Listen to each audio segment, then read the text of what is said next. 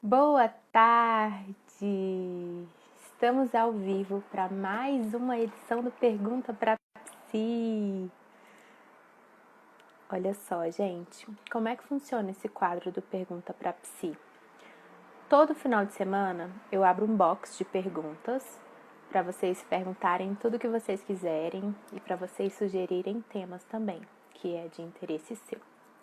E nas quartas-feiras, às 13 horas, eu faço live para vocês sobre os temas que vocês mesmos sugeriram, me colocaram lá, sobre as dúvidas de vocês. E daí a gente conversa sobre isso e eu respondo as demais dúvidas que surgirem sobre este tema, certo? E para quem não me conhece ainda, o meu nome é Jennifer Branco, eu sou psicóloga, especialista em psicanálise e psicopatologia. Eu faço atendimento clínico, adoro fazer atendimento individual e também atendimento de casal. Gosto muito disso e é uma grande paixão, né, trabalhar com atendimento clínico.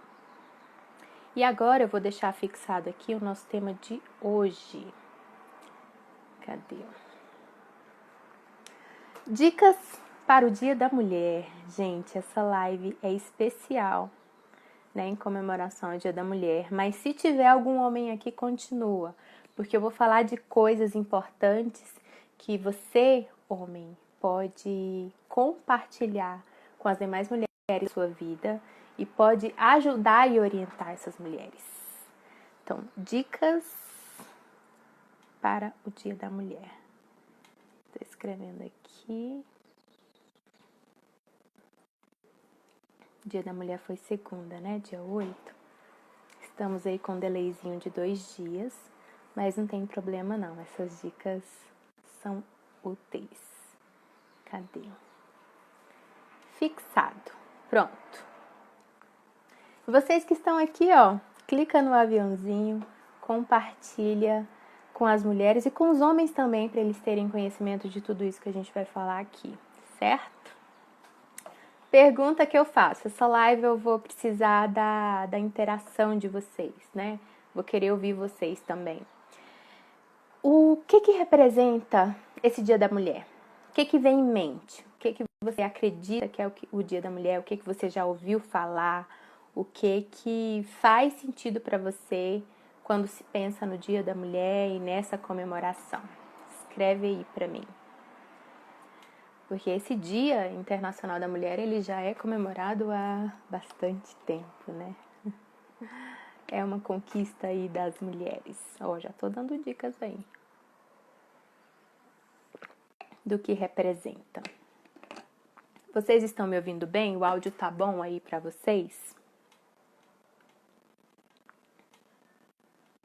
Tá. Então, o que representa esse Dia aí da Mulher? Representa liberdade. O que representa aí o Dia da Mulher para você? Responde para mim. Representa revolução? Representa o quê? Me fala. O Dia da Mulher, ele vem como uma busca por uma igualdade, né? Por um lugar que antes não era ocupado. Karina, seja bem-vinda aqui. Gente, a Karina é a minha personal stylist. Ela que me ajuda e tá me dando várias dicas, consultorias para melhorar a minha imagem, né? E aquilo que eu quero para mim. Então, gente, o Dia da Mulher, ele vem para comemorar isso, né? Tem mais uma resposta aqui. Representa nossa força e garra em conquistar nossos objetivos.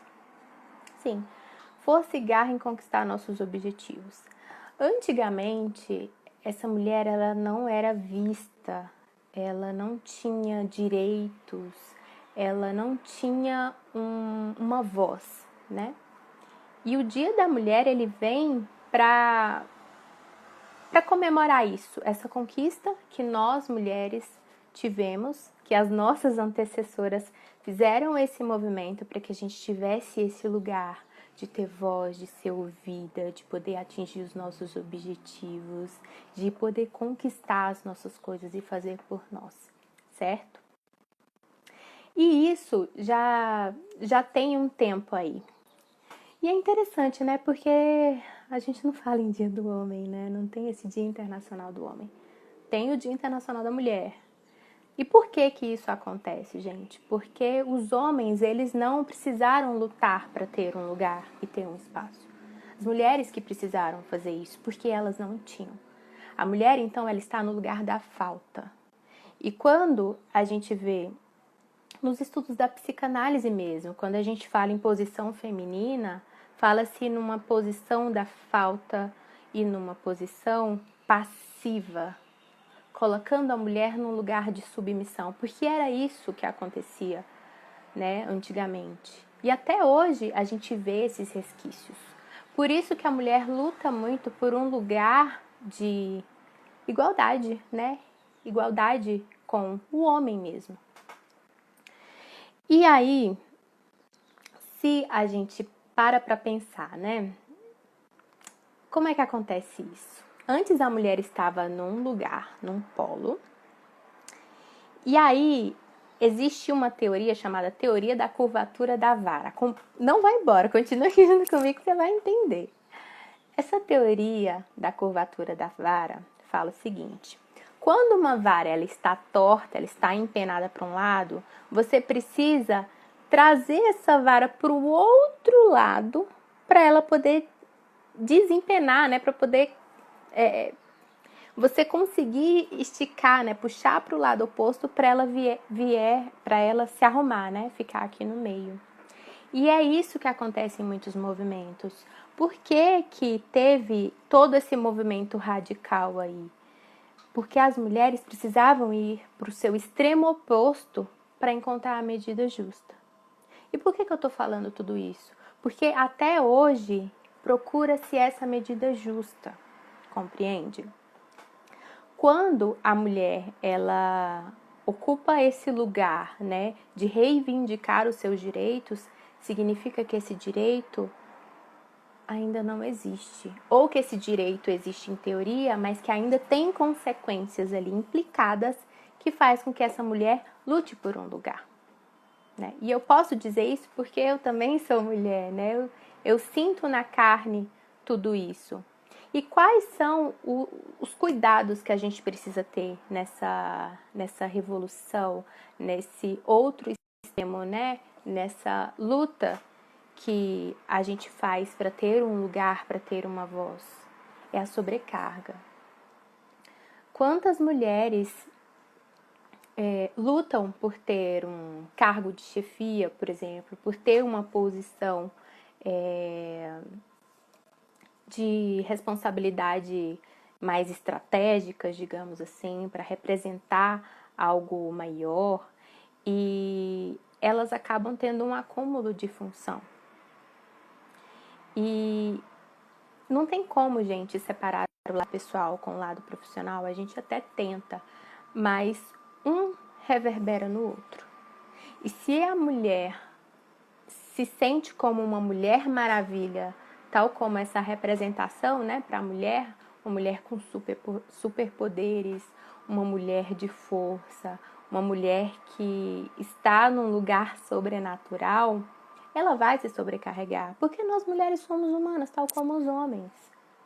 Mas existe um mito aí de que a mulher, ela consegue muito mais. Ela consegue muito mais? Ela pode conseguir, mas ela pode se sobrecarregar e ela pode adoecer. E eu tô trazendo toda essa fala porque nessa busca de ocupar um lugar, entre aspas, masculino, né, de força, de um lugar mais ativo, de um lugar de liderança, ela acaba acumulando essas funções e pode entrar em sofrimento. Ou até mesmo, outro ponto importante, tem mulheres que nessa busca de ocupar um lugar de voz, um lugar mais ativo, ela procura, por exemplo, homens ou um relacionamento em que este homem ocupe um lugar passivo para que ela possa expressar esse lugar mais ativo e de poder. E acaba entrando num relacionamento tóxico, num relacionamento em que ela é a voz para tudo, num relacionamento em que ela se sobrecarrega e num relacionamento em que todas as funções e atribuições daquela relação ficam em torno dela. E procura homens ou, né, dependendo da relação ali que se estabelece, procura um parceiro ou uma parceira que não colabora, sabe? Que está inferior, num lugar de subalternidade a essa mulher. E essa escolha, gente, pode ser uma escolha inconsciente. Eu não estou dizendo aqui que a mulher que faz isso, ela está ciente disso, não. Porque os processos inconscientes, eles nos dominam. E quando não se percebe, quando não se dá conta, quando isso está arraigado, acaba entrando nesse ciclo, até mesmo de não se dar conta e não se perceber. Né? Para pensar nas suas relações, como têm sido elas? Quais escolhas você tem feito? Porque muitas das nossas escolhas são inconscientes, né? E nessa busca de um lugar diferenciado da mulher, pode acabar procurando relacionamentos complicados, onde a mulher se sobrecarrega. E é preciso então fazer o quê? Jennifer, na teoria da curvatura da vara, se a gente está num extremo, a gente vai para o extremo oposto. E agora? É encontrar a medida justa, gente. Porque dentro de qualquer relação, seja ela amorosa, seja ela profissional, seja ela entre pares, essa relação ela precisa ter duas partes, né? Você e o outro. E não é só você que vai ser a Mulher Maravilha nessa história. O outro também precisa fazer alguma coisa para essa relação acontecer, para você não adoecer. E você desocupar este lugar de um ser potente, porque você não vai dar conta de tudo. E pensar também nessas nuances aí em torno da mulher. O que a mulher precisa ser? Qual é o papel da mulher? Né? Muita gente vincula a mulher à maternidade, mas a mulher não é só isso. A maternidade é um atributo específico da mulher, porque homem nenhum pode ser mãe. Mas a mulher, ela vai ser mãe se ela quiser, é uma opção de escolha. Mas a sociedade massacra muito a mulher. A mulher, ela pode ser aquela que cuida da casa? Pode. Mas ela também pode ser aquela que trabalha. E ela também pode contar com as outras pessoas que estão ali naquele lugar, para ela não se sobrecarregar, entende? Então, são situações aí que são colocadas, que a mulher já tem aquele seu papel que vem de muitos anos, e aí ela ocupa um outro lugar de trabalho, de desbravar o mundo, e muitas vezes não dá conta de lidar com tudo isso. Ó, a Paty está dizendo aqui, tenho 43 anos e nunca gerei. Nunca gerou um filho, né, Paty? E assim, tá tudo bem. Por que você precisa tomar uma decisão ou fazer escolhas que todo mundo está fazendo? É você quem tem que decidir, né? E não tem problema nenhum. A sua decisão, ela é sua e não cabe mais a ninguém. Né? Parece clichê o que eu estou dizendo aqui, mas é isso que acontece. A mulher, ela é cobrada por todo mundo, né? Até por ela mesma, porque a cobrança ela vem interna. É a própria mulher que se cobra dessas várias funções que ela precisa exercer. Então, qual a dica que eu posso dar aqui? Não esperar do outro. Porque digamos que você veste essa camisa, né, de uma Mulher Maravilha e você dá conta de tudo, se você espera essa mesma postura de uma outra pessoa, essa outra pessoa não vai ter superpoderes e não vai agir como você, no sentido de se sobrecarregar. Não espere do outro algo que nem você mesma está conseguindo fazer. Tem um comentário aqui. Como essa escolha do perfil do companheiro é algo muito importante, precisamos decidir o que nos faz bem. E é uma decisão que ela é pautada numa história de vida passada, né? O que você aprendeu? Onde você viveu? Porque tudo isso vai moldar as suas escolhas, sem você ter aquela consciência do que está escolhendo. Qual a outra dica muito importante que eu dou para as mulheres? Estude, tenha conhecimento, queira ocupar esse lugar que é tanto almejado pelas mulheres desde toda essa revolução aí para chegar no Dia da Mulher. Nós, mulheres, podemos ocupar cargos importantes. Nós, mulheres, podemos ter voz. Nós, mulheres, podemos conversar sobre política. Nós, mulheres, podemos conversar sobre filosofia. Nós, mulheres, podemos nos posicionar. E é essa a ideia aqui. Muitas mulheres querem ter direitos iguais, mas não querem estudar, não querem se posicionar, não querem sequer escolher o restaurante para onde vai com o namorado, por exemplo. Isso acontece muito. Mulheres querem uma posição de igualdade, mas elas não conseguem decidir, elas não conseguem escolher, elas não conseguem conversar sobre assuntos que são assuntos, entre aspas, para pessoas mais inteligentes ou intelectuais. Não. A mulher pode conversar sobre tudo. E a mulher pode escolher muita coisa. E é essa dica que eu dou, senão a mulher acaba só ocupando esse lugar de ser uma dona de casa, de cuidar dos filhos, de não se intrometer nos assuntos que os homens conversam, né, que impactam no país, na sociedade, que impactam no conhecimento, que impactam na ciência. Não, as mulheres podem cuidar disso também, porque tem muitas mulheres capacitadas. E nós podemos muito. Mas existe essa briga aí entre o lugar feminino, que já vem de muitos anos, décadas, e o outro lugar que ela deseja alcançar. Existe uma briga, né? E ainda tem outra questão também que eu trago aqui. A mulher, como ela vem nessa briga aí de um lugar que antes ela não ocupava, ela tem mais uma cobrança, né? A cobrança do seu... Como é que eu posso dizer? Do seu lado físico, né? Do visual, ela precisa estar bem aos olhos do outro, literalmente falando. Ela se cobra no sentido de estar sempre muito bem colocada ali, né? Para ser o seu cartão de visita. Ela precisa ter um corpo perfeito, ela precisa ter uma unha perfeita, ela precisa ter um cílio perfeito, ela precisa ter um cabelo perfeito. Tudo isso junta com todas as outras cobranças que ela tem da sociedade, do mundo e dela mesma. E é um nível de cobrança tal que não se sabe que perfeição é essa.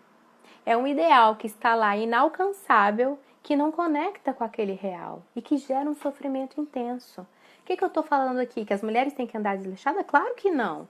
As mulheres têm que se cuidar sim, porque isso é autocuidado. Do mesmo modo que o homem precisa se cuidar, a mulher também precisa se cuidar. Né? E, por exemplo, eu não vou aparecer aqui toda descabelada, com as unhas todas quebradas. Eu não sou de fazer unha, né? De pintar a unha. Eu nunca fiz a minha unha de tirar cutícula, mas eu sempre mantenho elas lixadinhas, né? Limpinhas, porque isso é autocuidado. E a gente pode sim se melhorar. Essa cobrança não tem do homem, porque o homem nunca foi cobrado, o homem nunca ele buscou esse lugar de falta, ele não ocupa esse lugar de falta. A mulher que ocupou e que ocupa esse lugar há muito tempo e que vem com várias exigências. Essa parte física aí, né, do olhar, é só mais uma exigência que está no meio disso. E ela pode se melhorar, por exemplo, a Karina está aqui. Ó, o perfil da Karina, para quem quiser, gente, é Crie Seu Estilo, com K. A Karina, ela é minha personal stylist. E por que eu procurei a Karina? Porque eu quero me melhorar, eu quero mostrar para o mundo quem sou eu do jeito que eu quero ser. E eu nasci assim, minha avó, ela era costureira, ela gosta muito de tecidos floridos, né? Ela tem uma noção dela de estilo, de usar as cores do jeito que ela imagina ser, mas que não tem uma harmonia assim, pensando nas cores, pensando no estilo. E a minha mãe aprendeu com ela, eu aprendi com a minha mãe. Então a Karina veio para quê? Para me ajudar não a bolar um estilo que não tem a ver comigo, mas o meu próprio estilo. Então eu tenho consultorias com a Karina, por quê? Porque eu quero me melhorar, eu posso me melhorar. E você, mulher, também pode se melhorar. Mas o que isso não precisa ser é mais uma carga para você se sobrecarregar e para você adoecer.